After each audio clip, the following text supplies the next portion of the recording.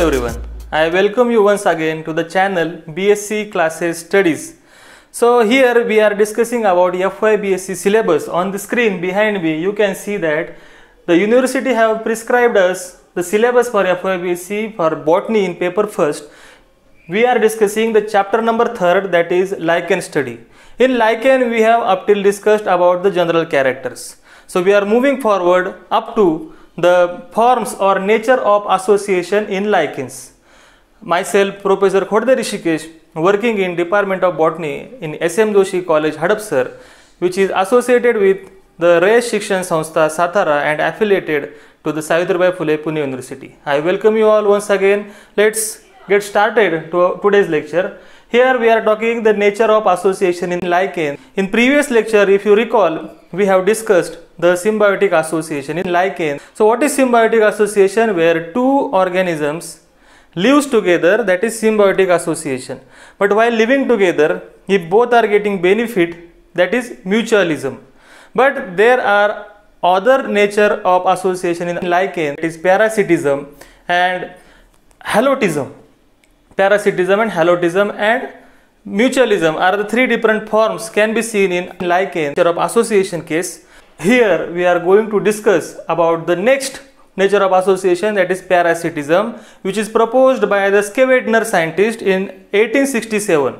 So in this, according to this theory, the lichen in which algae and fungi lives together, but fungi is acting as parasite upon the algae. So the picture behind me is showing that both are living together, that is symbiosis, nothing but during symbiosis, fungi attacking the algae and taking the nutrition from algae is the one nature of association can be seen in lichen. So we have seen two nature of association. Third nature of association is halotism. So what is halotism? According to the scientist Crombie in 1885, he proposed the theory that in some lichen, fungi performs all the functions. So whatever functions are going on, metabolic functions are done by the fungi, whereas algae in that lichen lives as a slave. Slave means gulam. So the algae only do the photosynthesis while all the rest of the other functions are carried out by that fungi. So these are the three nature of association can be seen in algae in different species: mutualism, parasitism and halotism. So please remember this. So in this syllabus we are completing one by one points. The next point is forms of lichen. So what are the forms of lichen? When you look at the lichen, the photographs behind me, which are very interesting, showing lichens, but they appears different to us. They are different in forms. So we have, to syllabus point of view, three different forms of lichen. Which are these three forms? Mainly crustose lichen, second foliose lichen, and third one is fruticose lichen. On the screen I have highlighted three different points: crustose, foliose and fruticose. So we are going to see the general highlight characters of these three different forms of lichen. So here on the screen you can see the first form of lichen, that is crustose form of lichen. The image behind me showing the photograph of crustose lichen. You can find out the lichen looks like the painted surface, means on the substratum these lichens are growing and do not show any kind of thick structure. They are flat and no lobe-like structure can be observed in this lichen case. They are very tightly attached to the surfaces such as stone, bark, wood, on which these crustose lichen like to grow, and it is very difficult to remove from the surface where they are attached. So the portion in crustose lichens are hexagonal. If you see under the microscope, these portions which are hexagonals are known as thiorols. Thiorols is the terminology given to the hexagonal structure which observed in the case of crustose lichen. They look like a paint and difficult to remove from the surface, which we are talking. The fruiting body, for the sake of reproduction, these lichens produces fruiting body. The fruiting bodies are known as apothecia in all cases, whether crustose, foliose or fruticose. Apothecia are the fruiting body. These fruiting bodies are present in this crustose lichen case, and there are examples of these crustose lichens are Graphis and Leconora. These are the examples of crustose lichen. So after completion of crustose lichen, we are moving towards the second form of lichen, that is foliose type of lichen. The name indicates foliose means leaf-like appearance. These lichens in the photograph shows very unique feature like a leaf. They are also dorsiventrally flattened. I would request you to please point out in your notebook, so it will be helpful to remember these points.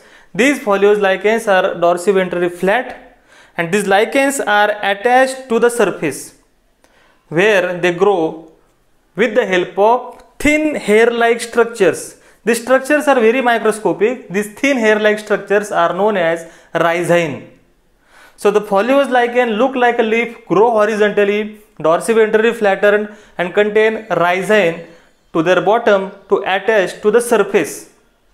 So the rhizine of the foliose lichen perform the function of absorption, as well as they give the support to the lichen where it is growing on the surface.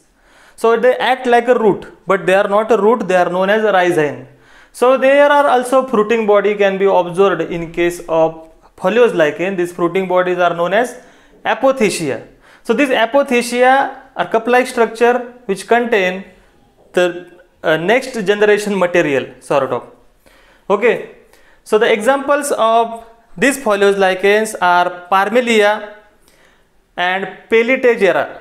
So this is the third form of lichen, which is fruticose lichen. The word indicates fruticose means they are pendant like or hanging to the surface, means it is something evolved form of lichen. The other forms in crustose lichen, it requires more area. Foliose lichen require little less area, but these fruticose lichens as given in the photograph are very intelligent. They shows the requirement of smaller surface and they hang to that surface, they attach to that surface, and they contain cylindrical branches like structures. So the fruiting bodies are also there, known as apothecia, and you can see the apothecia structure is disc-like. So there is a differences in structures of apothecia in three different forms of lichens. Apothecia nothing but the fruiting bodies of that lichen. These apothecias are attached to the tip of the those branches of the fruticose lichen. So these lichens are attached to the surface by the disc-like structure. The disc-like structure is known as cumulose. There is a distinction in attachment point of view here. They have given the name cumulose, and the rest of the portion is hanging to the cumulose, which is very tightly associated with the surface. The example are Usnea, Cladonia are the examples of fruticose lichen. So it will be easy for you. I have given two examples of each form of lichen. Hope it will help you to remember the form of lichen with the help of photographs I have given you. And most importantly, there are lobes are present in fruticose lichen, and importantly the scales like structures are visible in case of lichens of fruticose form. So lichens, I will remind you once again, lichens belonging to the thallophytes, and these thallophytes do not show any kind of root stem like leaf like structure, but they shows the homologous characteristics with the root stem leaf like. What I mean to say is that they do not contain root but root like part. They do not contain leaf but leaf like part. Means what roots are doing? They absorb food material. Here there are no roots, but root like something is there which is performing the absorption and supporting system is there. Leaves are absent, but what leaves are do in higher plants? They perform photosynthesis and respiration purpose. So here the same function is going on, but the form is different. So please understand this first.